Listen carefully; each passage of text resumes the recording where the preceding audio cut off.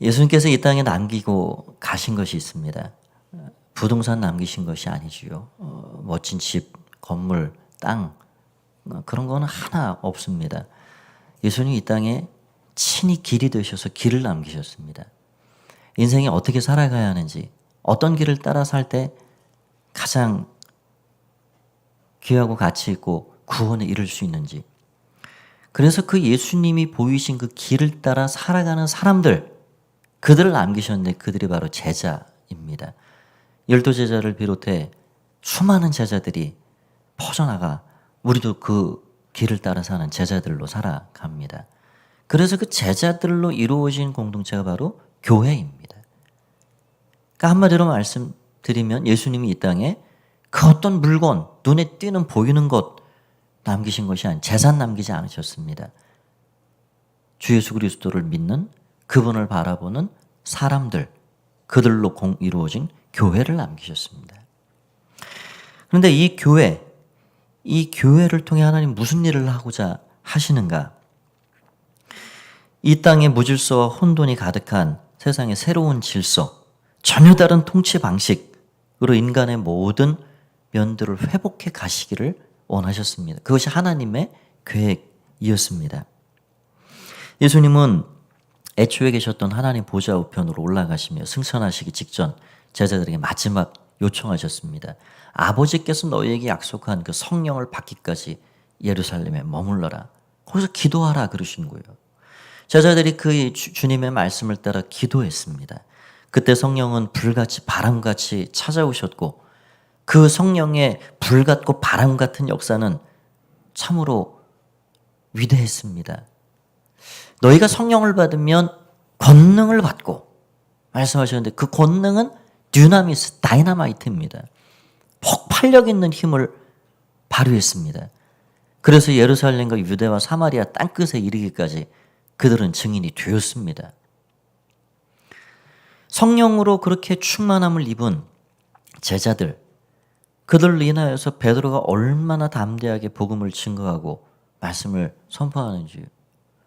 그래서 3,000명이 회개하고 예수님을 영접합니다. 그렇게 해서 탄생한 것이 교회였습니다. 그런데 그렇게 초대교회를 형성해 가시는 가운데 하나님께서는 어떤 한 가지 사건을 이용하시는데 그 사건을 통해서 교회는 더욱더 교회의 모습을 갖추게 되었습니다. 베드로와 요한이 결박됐어요. 체포됐어요. 그런데 사람들이 그 초신자들이 간 믿어 어린아이와 같은 그들이 그 핍박과 어려움을 피해서 나살길로 도망하지 않았습니다. 오히려 더 단단히 결속되고 한자리에 모여 기도하고 하나님의 말씀이 더 그래서 흥왕해 가고 모여서 찬양하고 말씀을 받고 또 가정에서 모여 음식을 나누고 그런 아름답고 멋진 공동체로 초대교회가 든든히 서가게 되었습니다. 베드로와 요한이 결박되고 체포되고 협박받고 그런 어려움은 앞으로 찾아올 노마의 그 거대한 박해를 알리는 신호탄이 되었습니다. 그럼에도 불구하고 거기에서 한치도 물러서지 않고 두렵지 않으며 그렇게 하나님 앞에서 살아가는 성도들의 모습을 보게 됩니다. 그럼 그 사건이 무엇인가요? 오늘 3장에 읽은 본문에 그 사건이 기록이 되어 있습니다. 우리 1절, 2절을 한번 같이 읽어보겠습니다. 1절, 2절입니다. 시작. 제9시 기도 시간에 베드로와 요한이 성전에 올라갈새 못 걷게 된 이를 사람들이 메고 오니 이는 성전에 들어가는 사람들에게 구걸하기 위하여 날마다 미문이라는 성전문에 두는 자라. 베드로와 요한이 정해진 시간에 기도를 위해 성전을 찾았습니다. 여기 구시다 그런 거는 오후 3시를 말하는데 그런 정해진 유대인의 그런 기도의 습관을 따라 기도를 한 거죠. 그런데 거기에 여기 2절에 보면 나면서부터 못 걷게 된 자. 그러니까 나면서부터 못 걷게 됐으니 얼마나 불행한 사람입니까? 혼자 스스로 화장실 갈 수도 없고 산책할 수도 없고 누군가의 도움을 나면서부터 평생 받아야 살아갈 수 있는 그래서 그들이 누군지 몰라도 사람들이 그를 그 성전 미문에 앉혀 놓았습니다. 우리는 여기서 인간의 가장 적나라한 실존의 모습을 보게 됩니다. 우리 인간은 도대체 어떤 존재인가? 저와 여러분은 이렇게 예수님을 영접하고 하나님의 백성 되어 살아가고 있지만 우리가 주님을 만나기 전 우리의 옛사람은 어떤 존재였는가?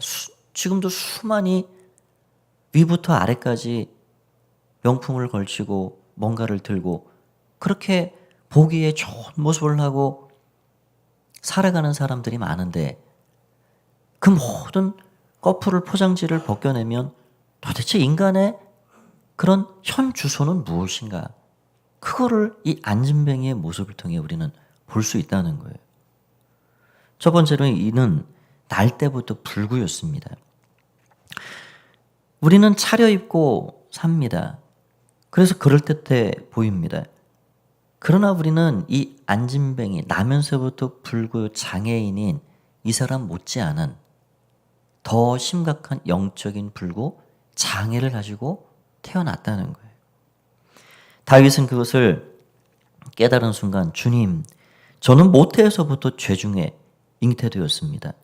그리고 그 죄중에 태어났습니다. 성경은 우리에게 말하기를 의인은 없나니 하나도 없다 선언하였습니다.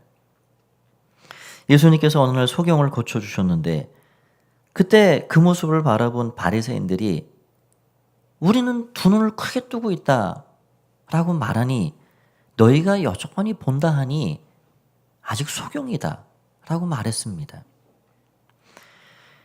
여러분, 우리는 우리 실존이 나면서부터 불구요 장애인으로 태어난 누군가의 도움이 없이는 한 발자국도 움직일 수 없는 이 안진뱅이의 모습처럼 우리는 우리의 앞날에 영적으로는 소망을 갖지 못한 채 사는 존재들이었습니다.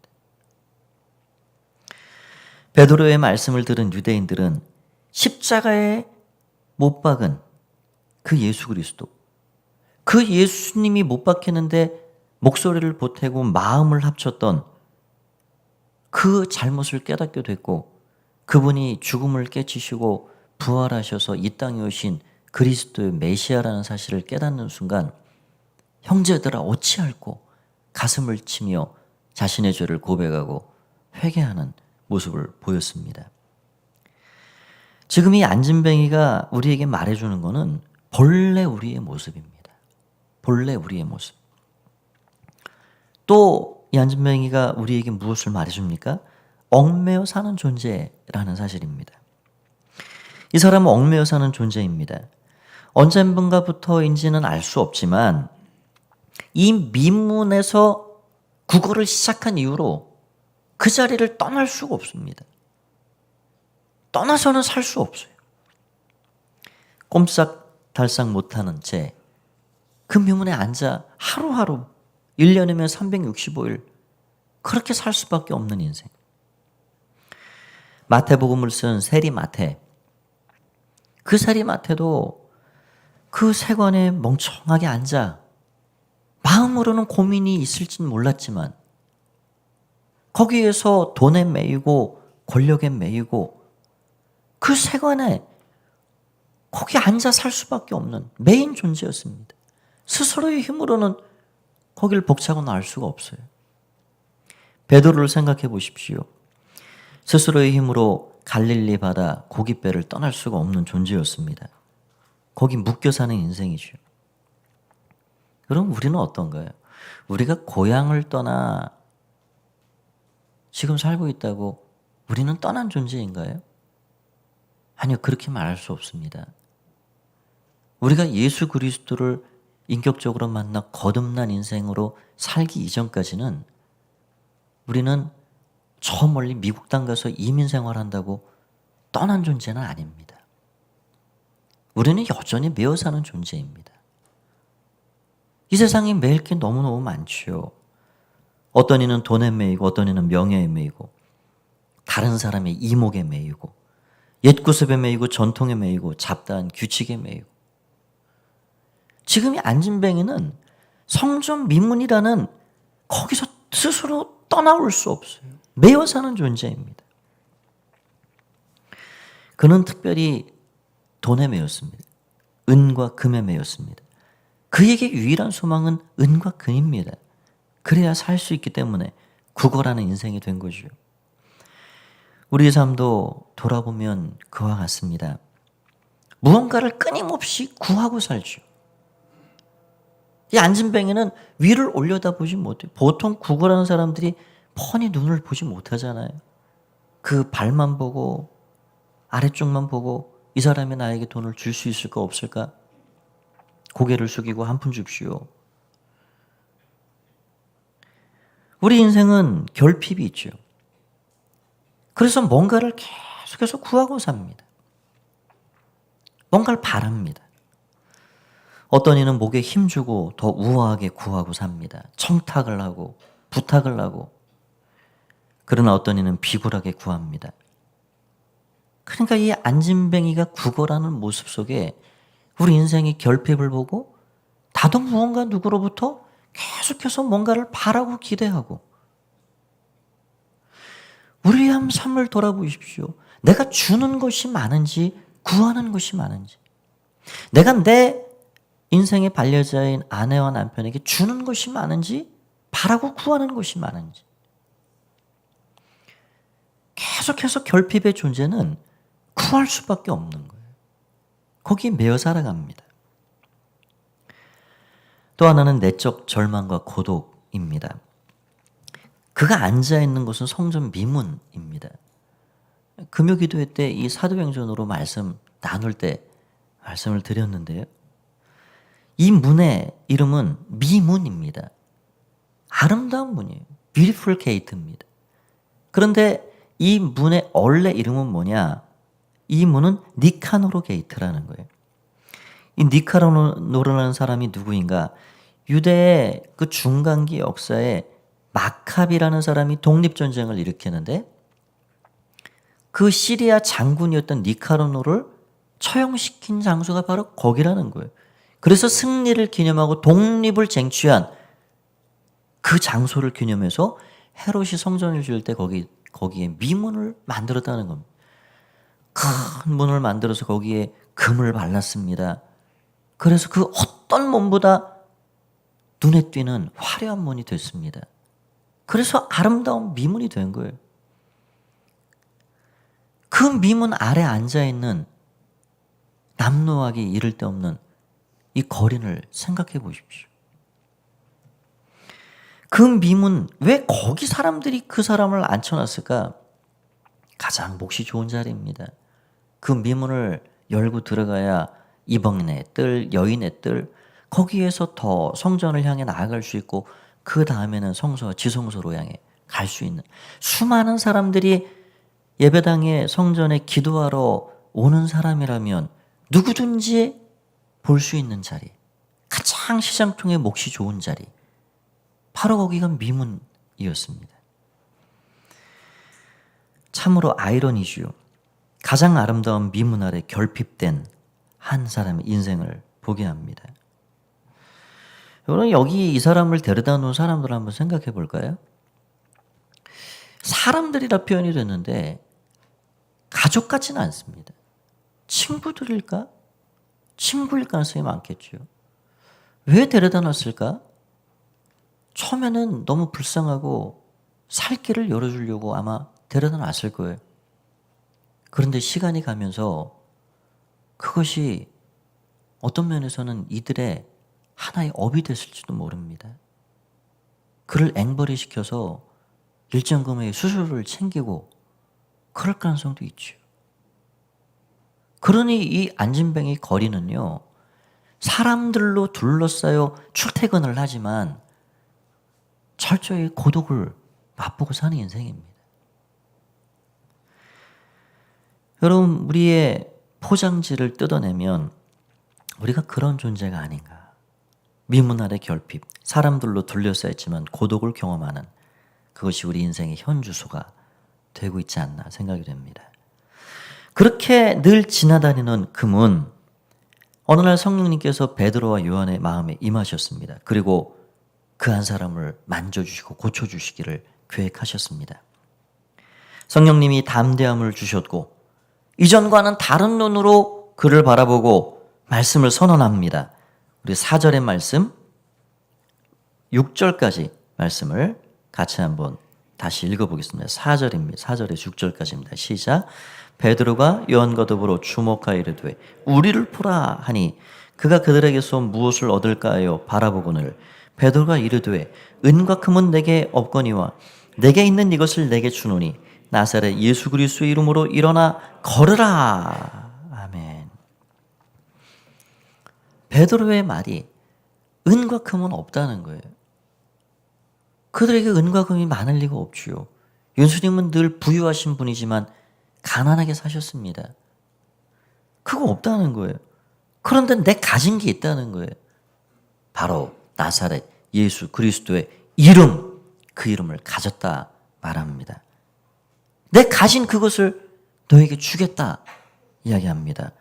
그래서 나사렛 예수 그리스도의 이름으로 일어나 걸으라 라고 그 손을 잡아 일으켰더니 그가 그 즉시 일어나 걷기도 하고 뛰기도 하고 성전으로 들어가면서 찬양하고 놀라운 역사가 일어나게 되었습니다. 여러분, 하나님께서 이 땅의 교회 가운데 주신 게 무엇일까요? 은과 금을 풍족히 주셨을까요?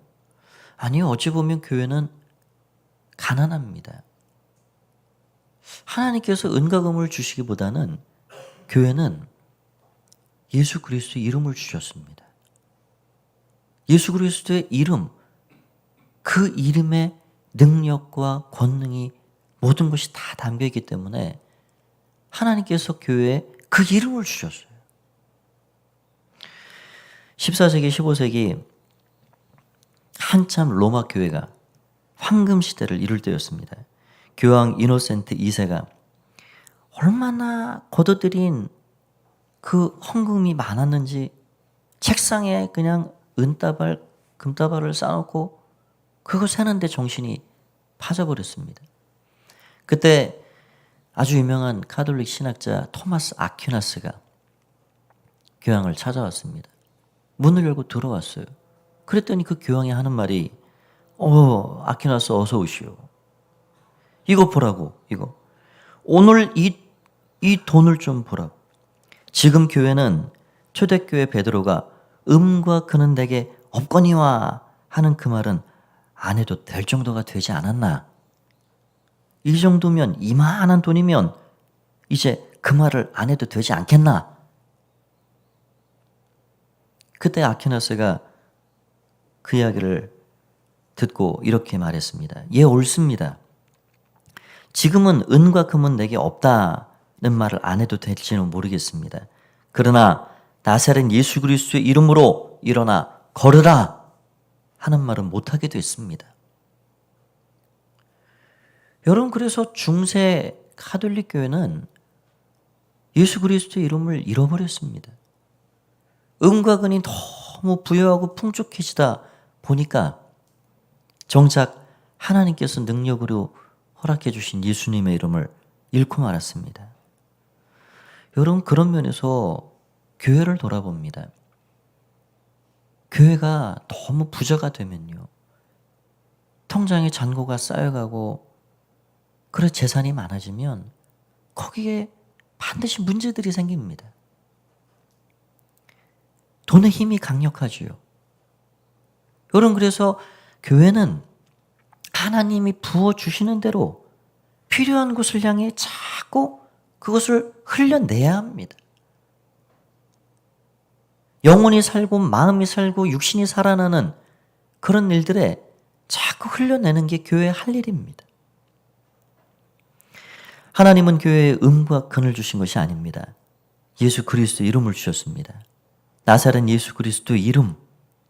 초대교회는 그 이름의 능력이 얼마나 충만했는지. 4장까지, 여기 우리가 읽은 3장부터 4장까지 2장에 걸쳐 이름이라는 말이 9번이 나오는데요. 그러니까 초대교회의 유일한 능력은 강력한 능력은 이름입니다. 누구의 이름이요? 예수 그리스도의 이름입니다. 이 사건으로 인해서 베드로와 요한이 사두개인 그룹, 제사장 그룹으로 결속되어 있는 사내들인 공회에 체포, 결박되어 위협을 받게 됩니다. 그때 그들이 베드로에게 무슨 말을 합니까? 다신 예수 그리스도의 이름을 말하지 말아라. 그때 베드로가 얼마나 거침없이 담대하게 말씀을 선포하는지요. 이것 보시오.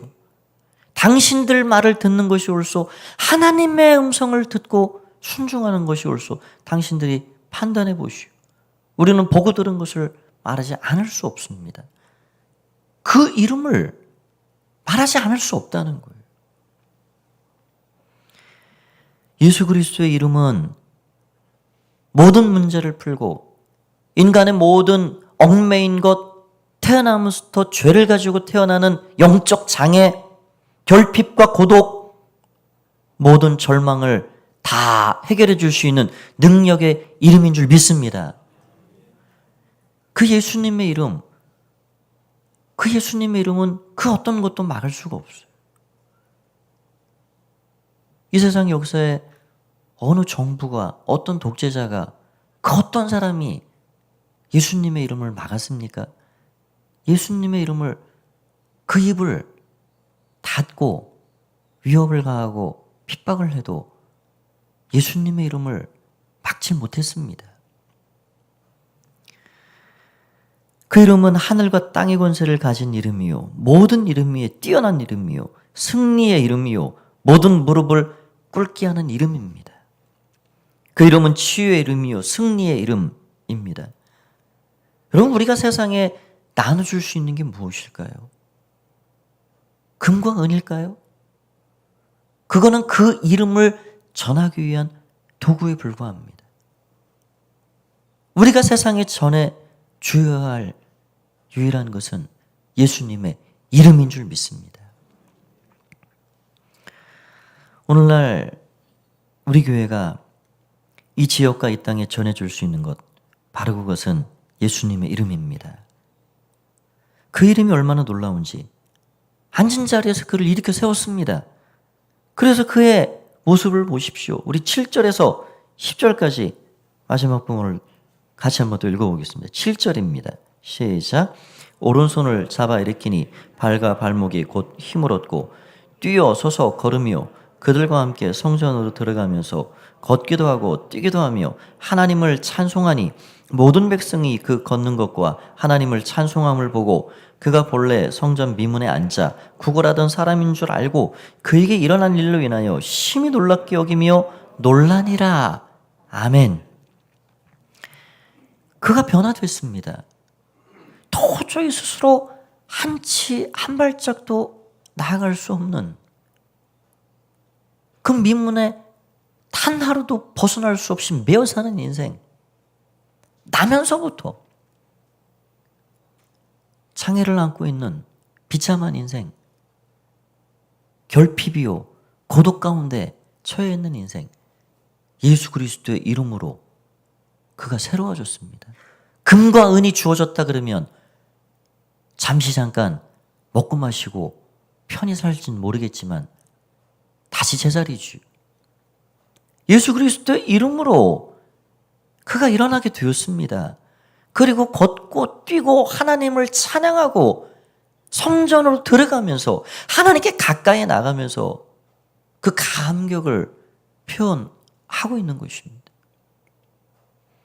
여러분, 놀라운 건 이 한 사람이 변화된 이 사건을 통해서 뒤에 4장 4절을 보면 5천 명이 회개합니다. 이 한 사람의 사건으로 해서 교회는 더 결속된 공동체가 되고 더 하나님 앞에 단단하게 성장해가는 그런 놀라운 일들이 일어나게 되는 거죠. 여러분, 예수님의 이름은 우리 인생이 가진 모든 문제를 해결해가는 놀라운 능력이 되는 줄 믿습니다. 어떤 목사님의 그 말씀 중에 그런 간증이 있더라고요. 한 부부가 3년 전에 당신 교회에 출석을 하셨다는 거예요. 그래서 어떻게 예수를 믿게 됐느냐고 목사님 물어봤답니다. 그랬더니 목사님, 저에게는 둘도 없는 친구가 있습니다. 근데 그 친구는 얼마나 술을 많이 먹고 생활이 그냥 방탕하기 이를 데 없는지 사업하다가 사업이 잘 안 되고 가정의 부부관계가 문제가 생기고 그래서 큰 어려움에 빠져 있는데 어떤 사람이 제 친구를 교회로 인도해 줬습니다. 그랬더니 그렇게 술 좋아하고 방탕하고 그렇게 부부가 깨어질 지경에 있었던 그 친구가 교회를 출석한 이후로 얼마나 180도 달라졌는지 모릅니다. 정말 내 눈을 의심할 정도로 달라졌습니다. 술, 담배 다 끊어버리고 모든 생활이 완전히 바뀌어버렸어요. 그 후로 하나님께서 사업도 다시 축복해 주시고 가정도 회복되고 그런 걸 보니 저에게 그동안 10사람 정도 찾아와서 전도해서 교회 가자고 했는데 그런 것보다 제 친구가 교회 출석하고 변화된 그 모습 보니 제가 교회 안 나갈 수가 없게 됐어요. 그러면서 뭐라고 하느냐. 교회라는 것이 무시무시한 데구나. 여러분, 교회는 무시무시한 곳이 되어야 합니다.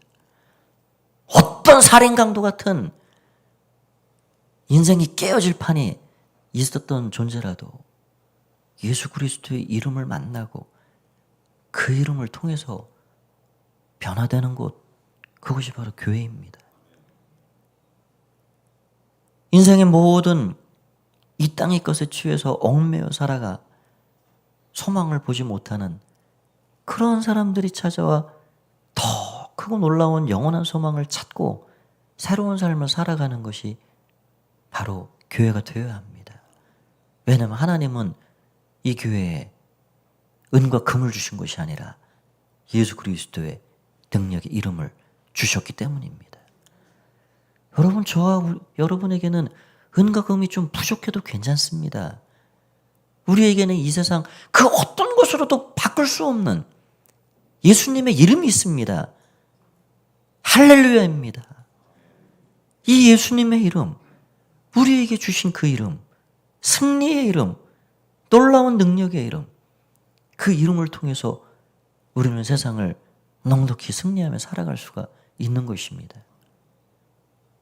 이 한 주간도 그 이름을 힘입고 사시길 바랍니다. 그 이름으로 살아가시길 바랍니다.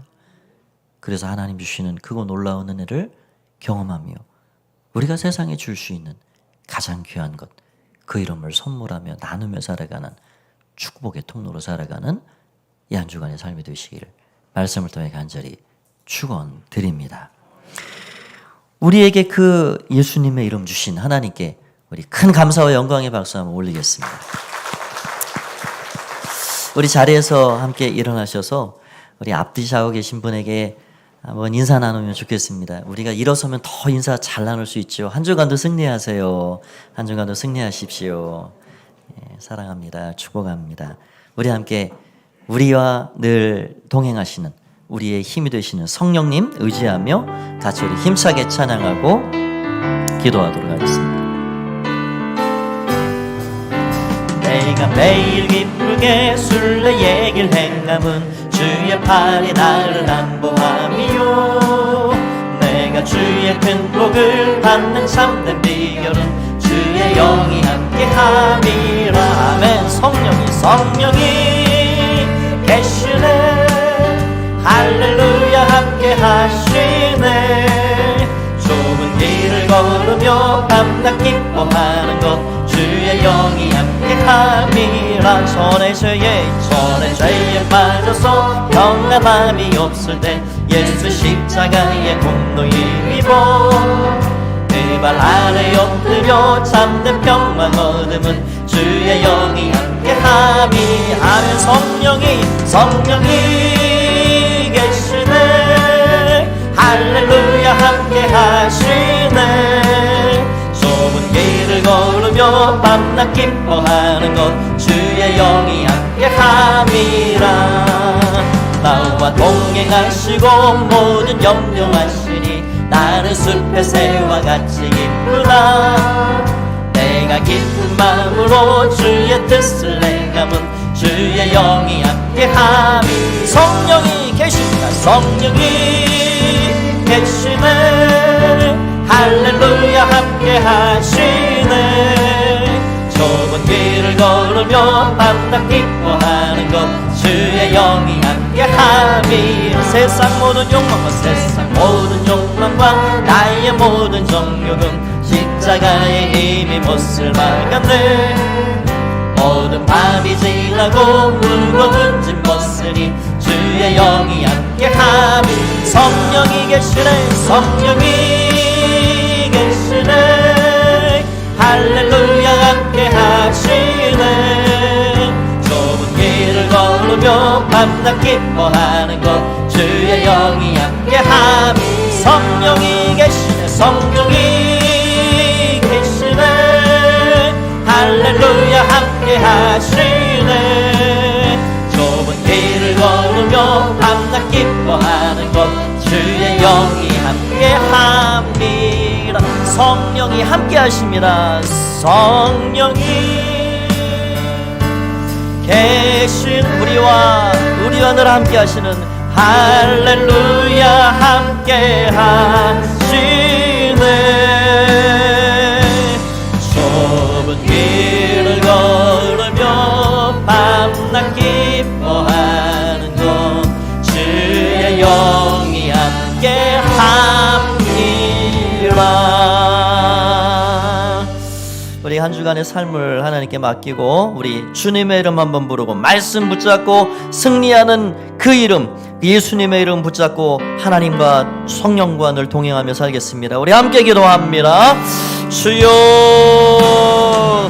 살아계신 아버지 하나님 감사합니다. 주님 감사합니다. 예수님의 이름, 능력의 이름, 승리의 이름, 그 이름을 힘입어 아버지 이 한 주간도 믿음으로 성령님과 통행하며 살아가게 하여 주옵소서. 주님을 찬양합니다. 주님 감사합니다. 주님 감사합니다. 주님 감사합니다. 주님 감사합니다. 할렐루야 할렐루야. 주의 은혜 가운데 날마다 주님과 동행하는 승리하는 믿음의 삶을 우리 모두가 살게 하여 주옵소서. 아버지 감사합니다. 아버지 감사합니다. 아버지 감사합니다. 아버지 감사합니다. 아버지 감사합니다. 주님을 찬양합니다. 모든 영광 주님으로 받아 주시옵소서. 예수님의 이름으로 기도하옵나이다. 아멘. 살아계신 주님 찬양합니다. 많은 사람들이 금과 은에 힘이 있고 능력이 있고 그래서 그것을 붙잡고 의지하고 살아갑니다. 저는 그러나 진정한 힘과 능력은 예수 그리스도 우리 주님께 있는 줄 믿습니다. 우리 모든 죄의 결박을 클러주시고 메인 자리에서 영원한 소망의 자리로 옮겨주시고 우리의 삶을 이끌어주시는 주님, 그 이름을 힘입어서 이 한 주간도 성령님과 동행하며 믿음의 삶을 살아가는 주의 종들 다 될 수 있도록 축복하여 주시옵소서. 이제는 주 예수 그리스도의 은혜와 하나님 아버지의 사랑하심과 성령의 함께 하시는 은혜가 오늘 우리가 세상에 줄 수 있는 능력의 이름, 그 예수님의 이름, 그 주님 마음에 모시고 삶의 자리로 돌아가는 가포의 모든 가족들 가운데 영원히 함께 하옵시기만을 간절히 축원하옵나이다. 아멘.